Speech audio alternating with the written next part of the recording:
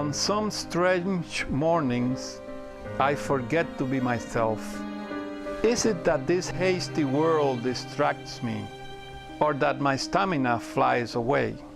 Perhaps both. I do know that without permission, my personality abandons me, fearing to confront others with my truth. When that happens, I am at the mercy of someone who, without a thought, imposes on me his own desires or shapes the day at her peculiar whim. For Leo Peter, remembering his words is a race against time. He, in turn, cares for his mother, who no longer speaks. Her name is Esperanza Peter, and she was diagnosed about 5 years ago with dementia. And it shows in a different way, like her osteoporosis has gone very bad. She can hardly make a few steps, and she can also forget some of the daily routines, like what the day is and the month. Caring for his mother provides a daily reminder of what the future may hold for Leo. Well, at first I get a little sad, and I find myself going into a little depression stage. But then I tell myself I have to remember her in her better times, in her most enjoyable moments. And I keep repeating that to myself, and it makes me level the other feelings that I have. Leo's story begins in the Dominican Republic. Born in Santo Domingo, he was 14 years old when Dominican dictator Rafael Trujillo was assassinated, throwing the country into turmoil. Leo's mother and his father, a history professor, feared for their son's safety and sent him to live with relatives in Chicago. It was 1961. 2 years later, Leo moved to Queens, graduated from high school in Puerto Rico, and returned to the Dominican Republic to study literature and languages. He was once a journalist in Santo Domingo, a man who measured his words carefully. Leo traveled back to New York City, first to Washington Heights and then Inwood, where he married and divorced. He has no children. He graduated from City College with a degree in creative writing while working the night shift as a maintenance worker. It was on this job that Leo began to forget names, tools, appointments. Leo's diagnosis was named after Dr. Alois Alzheimer, a psychiatrist who took on an unusual case in 1901.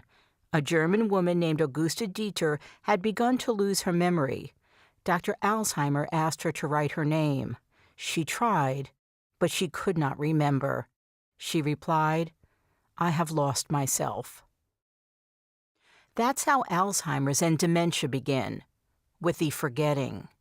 The brain slowly becomes filled with plaques and tangles, very much like abstract paintings, so that Leo will not forget his own words, and so that others will remember them. He puts his words into poetry and prose.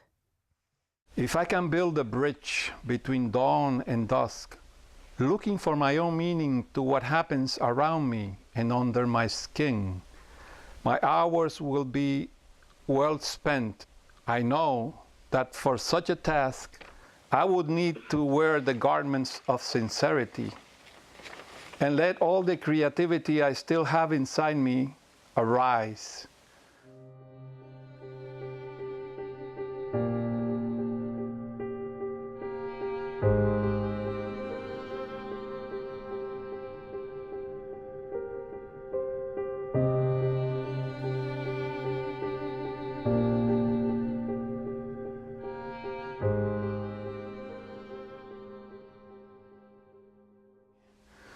Well, I was surprised that I had the diagnosis of mild cognitive impairment, which is a stage like at the threshold of Alzheimer It's not really Alzheimer, but it's at the door of it.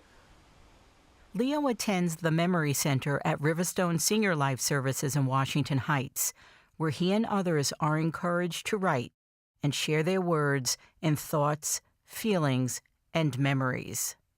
I write about words because I was in a stage that I was losing some of the words, friends, addresses, and stuff like that. So I wanted to grab them and use my time as much as I could with the words that I still had. Like Leo, more than 5 million Americans and 47 million people around the world live with Alzheimer's or dementia. It's a matter of time before memory is erased and language lands in a cemetery of forgotten words. But Leo is remarkably philosophical. Okay, so physically you change. The friends that you had, you become surprised. Sometimes it's difficult to recognize them. So it's the transit of time that takes care of our youth. And the thing is, you have to accept every stage of your life and think about it in the present and do whatever is fit for that stage. And exhausted, then you feel better about yourself. Dulce.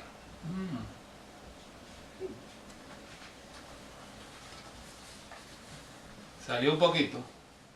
When I compare myself to what my mother had, I tell myself perhaps that I still have some time to do some things if the situation, if what she has comes to me too.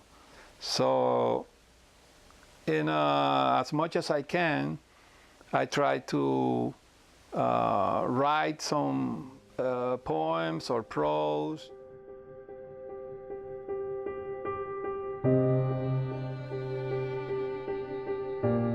But by the end of the day, when the sheets of my bed call me to succumb from the hardships of a day well earned, perhaps then I will have learned a little bit more of who I am.